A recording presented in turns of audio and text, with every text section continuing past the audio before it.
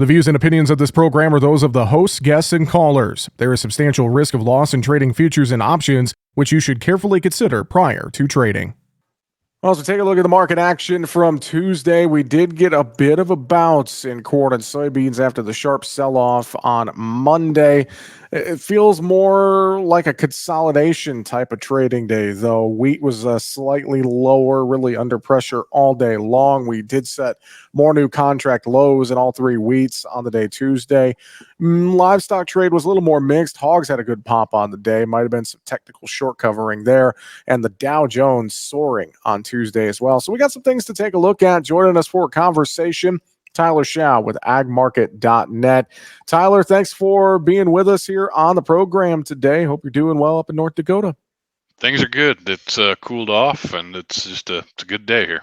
Well, that's good to hear. Good to hear. I know weather, of course, is kind of back in the news now that we've gotten past the July WASDE. We had some of that high wind and heavy rain and hail through Iowa, Illinois, northern Indiana last night. But to that point, I've said this a couple times today, and I'm in D.C. with the corn growers. Some of the corn growers have been asking me. I said, it seems like the weather positives are still outweighing the weather negatives out there. And that's part of why these grain markets just remain so bearish right now, Tyler.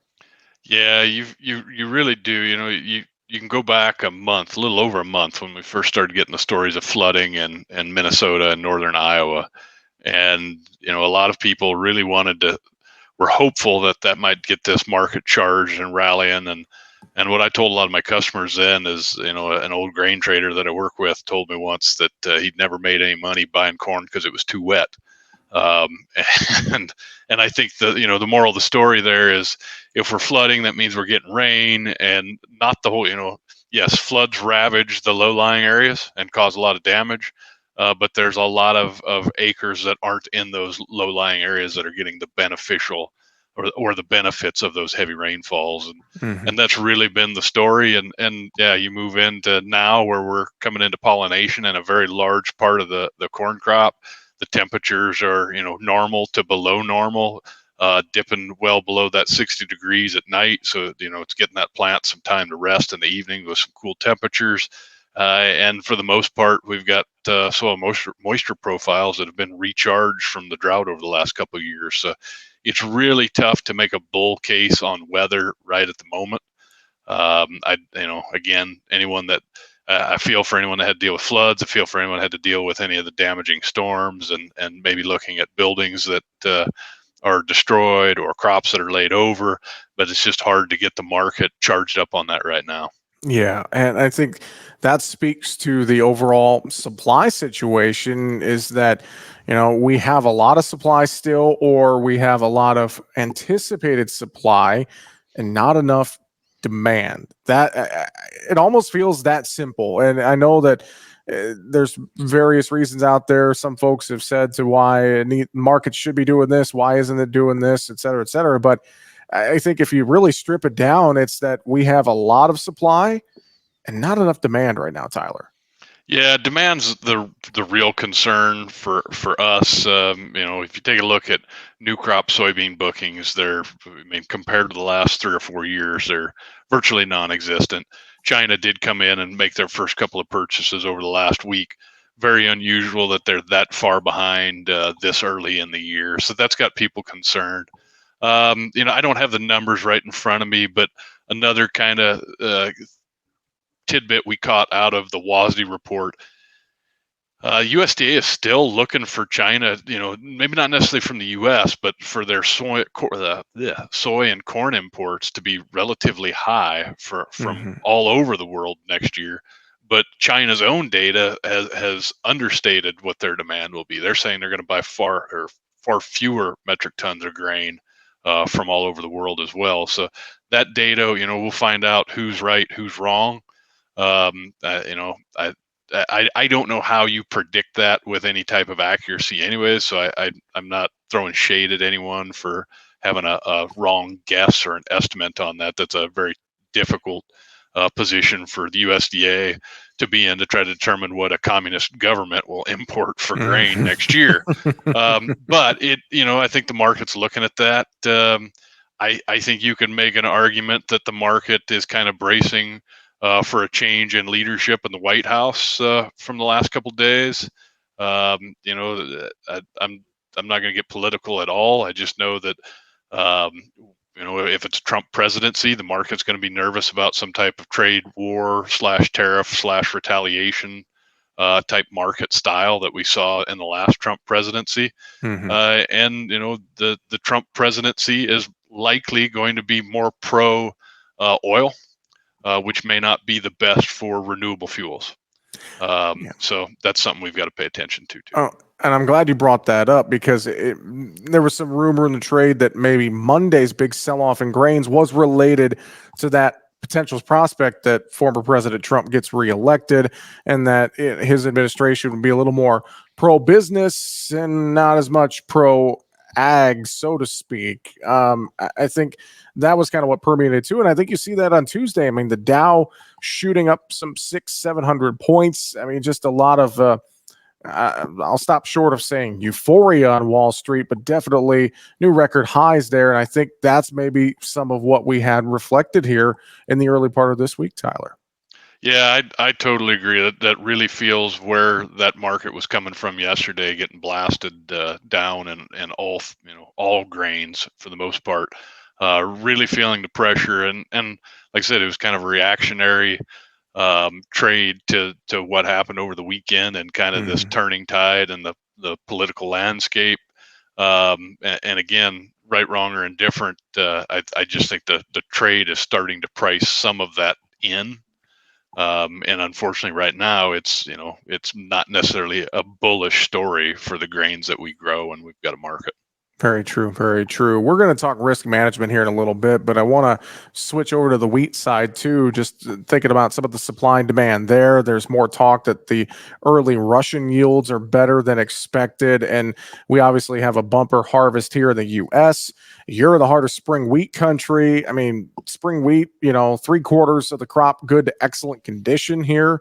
It just feels like this wheat story. And then the ending stocks, of course, we got on last Friday's report, you know, I think the highest in 5 years. I mean, just feels like wheat very bearish across the global wheat picture right now, Tyler. Yeah, I mean, one of the things I've been telling a lot of people, despite my advanced age, I still am somewhat competitive in the rodeo arena. And so I get to travel across North and South Dakota, and have kind of crisscrossed the state over the last couple of weeks going to some rodeos. And it is like our spring wheat crop looks outstanding here in the state, and really border to border. I heard from one of our offices with JSA over in the valley, over by Fargo. It's the best spring wheat he's ever seen. And that guy is, you know, in his upper 60s, so he's seen a lot of spring wheat crops in his life. So we've got a really good crop. The USDA, the NAS, and their crop production report, different report from the WASDE report that came out last Friday, but in the crop production report, they've got the spring wheat yield estimated at 53.1 bushels to the acre. NAS's estimate for spring wheat production is even larger than what we saw on the WASDE balance sheets. So we may see some truing up in that as we move forward and see the wheat number creep up even higher. But that ending stocks was a huge jump for all wheat. Like you said, we've had great wheat yields out of winter wheat country. We're getting ready to see big yields out of hard red spring country. And as we've been saying for a long time, you know, this wheat market has just really done nothing but fall apart all year, except for that little bit of a rally we got in April and May. But what we'd been arguing all along was we've got to see some export business really pick up, and some of these sales come from the U.S., and we still haven't. I was just reading through before we got on today a tender by Egypt, and Russia again was the lowest offer at $226 per metric ton. So we're still, I mean, even with this meltdown in the wheat market, it feels painful. I talked to a lot of producers. They keep saying it's got to go higher, and I just keep reminding them it doesn't. You know, the market doesn't have to do anything. Market's going to do what it's going to do. It's your job to manage that risk. And our estimation right now, with what we're looking at, we still feel there's more risk ahead of us to the downside. We are talking with Tyler Shao from agmarket.net here today on Market Talk. Tyler, let's dive into some risk management a little bit more here, whether we're talking corn, beans, wheat, etc. Maybe let's start old crop side of things. I know a lot of producers are feeling the pain there if they're hanging on to any old crop here, and time has pretty much run out for them. It feels like it. I mean, what are some of those conversations you've been having with folks who are still looking at old crop here? What are you talking to them about right now? So it depends on where you're at. You know, there are pockets of the country that have really strong basis for seasonal and just historical. A lot of strength. There's parts in Iowa that are still 40, 50 cents over the board. And one of the problems with that is got a lot of those producers thinking that futures are way too low, and that the USDA isn't telling the truth, and that the ending stocks are actually lower than what they are.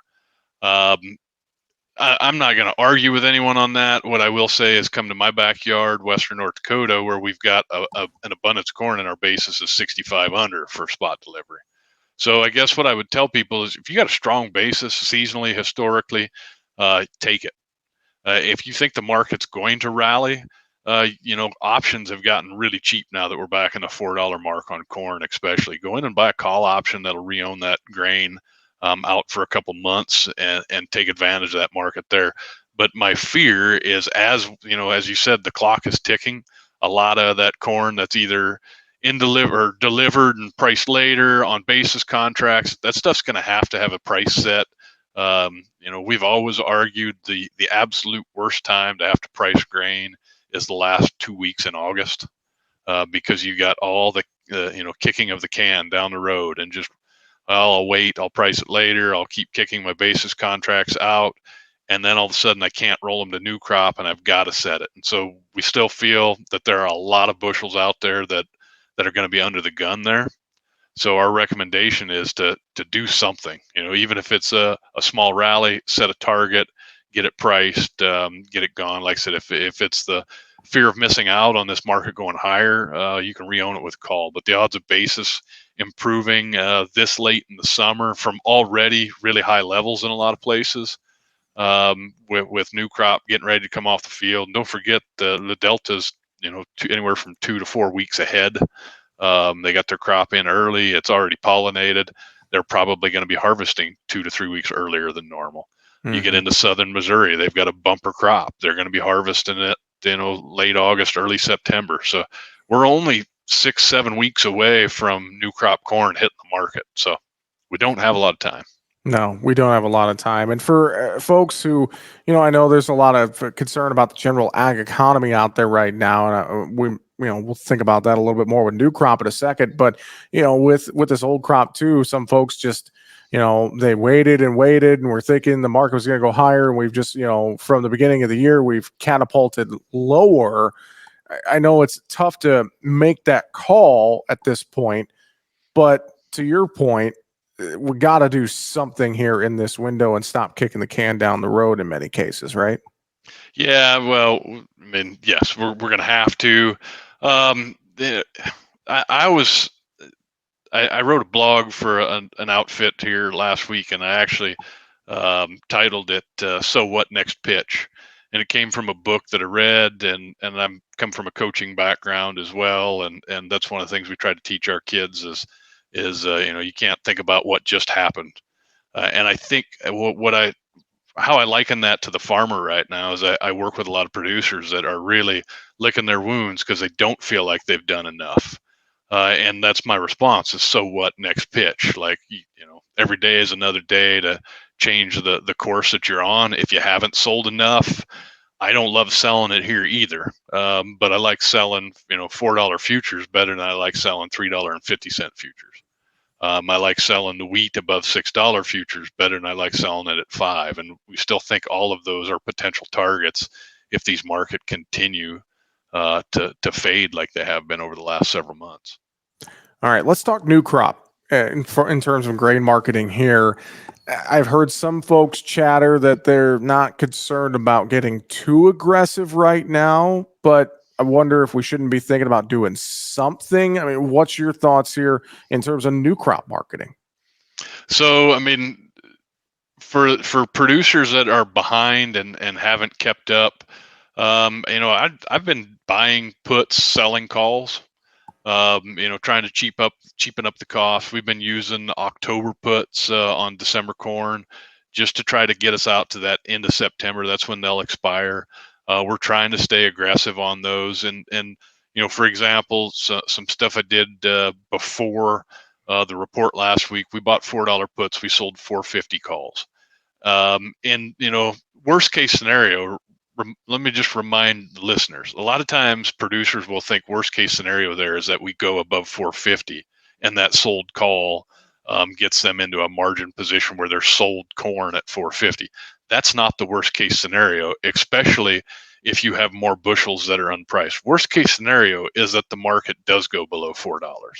Like I do have to remind people of that, and I think that's a good conversation to have. Is if you're the producer and you're holding on to either old crop bushels or you got the bushels out in the field, you're going to produce them.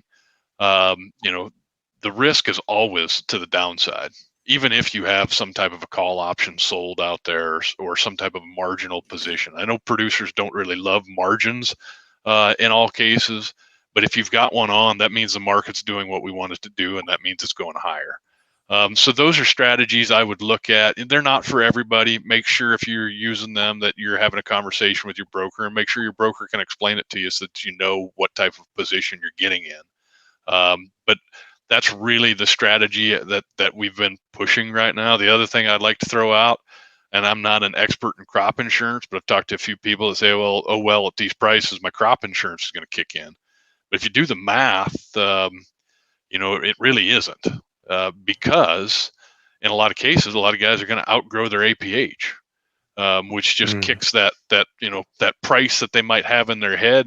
As you outgrow APH and your bushels go higher, your break even price on your crop insurance, however you want to define the term, just gets lower and lower. So using crop insurance as your risk protection here is maybe not the best in all cases. Well, of course, we want to remind folks that future risk of trading futures and options can be substantial, but obviously there are a lot of tools in the toolbox that you can try and take advantage of here to manage the risk in these markets. Tyler, let's talk livestock here before we wrap up the show today. Cattle, kind of a consolidation type mode on Tuesday, it felt like. I know we got an on-feed report coming up later this week. Cash trade last week was a bit lower, expecting it to maybe be steady to lower this week. Box beef's been under some pressure. Your take in this cattle trade here mid-month? It's got me a little concerned. We kind of saw the same thing last year, although it was a little bit delayed. It happened in that September timeframe. But when the cash market started to go higher than the futures, and it quit pulling the futures higher with it, and then the futures started to just kind of settle. That's kind of when that dam broke loose, and all of a sudden both then the futures market tanked, cash followed it. What I try to remind everyone is, remember, like if you look at cattle, August is now the front month. Well, it's a futures market. Market's trying to determine where cattle should be priced at in August. The cash market is where they priced at right now in mid-July. So the futures market's trying to sort that out. The fact that the feeder board has really struggled anytime we've gotten over 260, we pop over 260 and we just kind of peter out at that 265 level. That's showing us some concern. The fat cattle, kind of the same, just 185 could be your number there, where every time we've gotten there in the front month in August, we've really struggled holding that. So I really am concerned moving forward. If you're a producer and you haven't done anything for hedging, you haven't bought put options, you haven't bought LRP, you don't have them hedged or contracted, you've been able to basically buy a lot of time with these markets kind of hanging in there. But I'm not doom and gloom saying this thing's going to fall, but it does have me worried. You mentioned the stock market earlier and how we're plugging in record highs. That's normally good for cattle, and cattle just can't really follow, which does give me a little bit of concern. And if that stock market should break for whatever reason here, there's a lot of air under this cattle market. Hogs, I know you and I were both kind of scratching our heads a little bit on Hogs Tuesday. It felt like maybe just some strong technical short covering this market, especially with August taking over as lead month now. Maybe that helped a little bit. And I know this hog market in general, Tyler, it's been needed to find a bottom here at some point, right? It has, but I mean, I would argue it needs to find a bottom in your back months. December, February have really been under pressure, down under $70. Your front month has stayed relatively strong in the upper 80s, was kind of the lows in July and now in August. So, I mean, it's been a perplexing market. Just 3 or 4 days ago, at one point, August hogs were limit down. They did settle off of their limits by a tick, and then the next day they were up $2 or $3. So it's been kind of a head scratcher of a market. So I would agree the best explanation for today's, almost $3 move in August hogs is just some short covering and technical buying. And it'll be interesting to see, one of the spreads that I watch in hogs is that August-December spread. It's got really wide. That might tell the story moving forward. Well, great thoughts today. Appreciate the insight. I know folks, if they have questions, they could reach out to you and the rest of the team there online at agmarket.net. That's going to be one of the best ways to reach out and take a look at analysis, find a phone number to reach you guys much more. Tyler, always enjoyed the conversation. Thanks for being with us on Market Talk today. We appreciate it. You bet. Thanks for having me. Have fun in DC. Thank you very much. Tyler Schau there with agmarket.net joining us here today on Market Talk. Make sure to subscribe to the Market Talk YouTube channel. You can watch our latest interviews with top market analysts in the country, find bonus content, and much more. It's easy. Just go to youtube.com/@MarketTalkAg and hit the subscribe button. Or you can search for Market Talk Ag on YouTube.